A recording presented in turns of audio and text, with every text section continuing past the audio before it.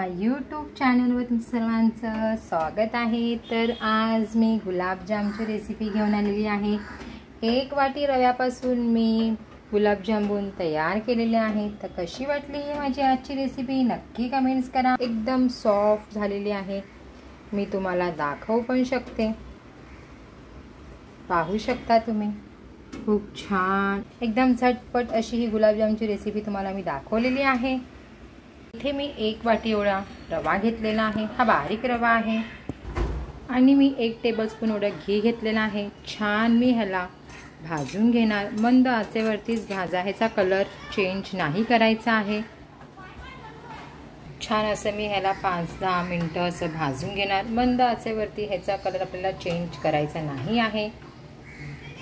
आता इथे मी छान भाजून घेतलेला आहे। आता इथे मी हळूहळू करून दूध घालणार, सगळं एकत्र करून घालू नका, नाहीतर गाठी तयार होणार। तर छान असं व्यवस्थित मी मिक्स करून घेणार या सर्वांना। तर परत मी दूध घालत आहे।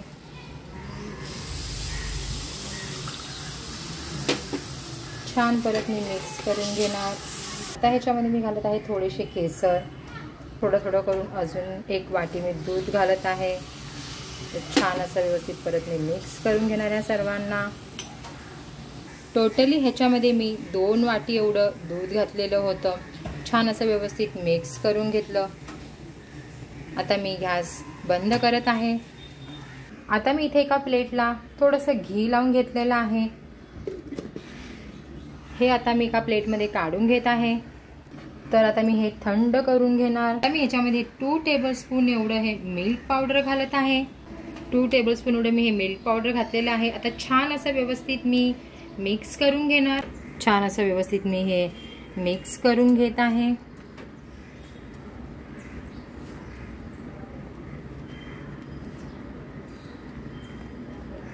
मी इथे एक टोप घेतलेला आहे, 1 वाटी एवढं मी हे साखर घालत आहे। सेम ह्याच वाटीने मी 1 वाटी एवढं पाणी घालणार।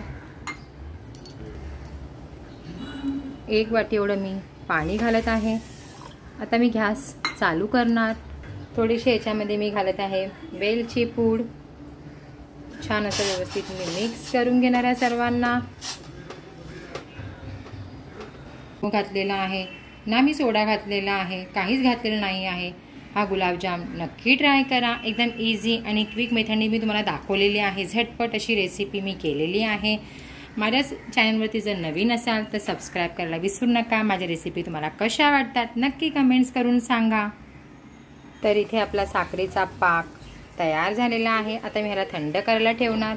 असे करून मी हे गोळे तयार करून गेलेले आहे गुलाबजामुनचे। इथे मी तेल गरम करायला पण ठेवलेलं आहे। चला तर एक गोळा घालून पाहूया तेल गरम झालेलं आहे का। हो, तेल गरम झालेलं आहे।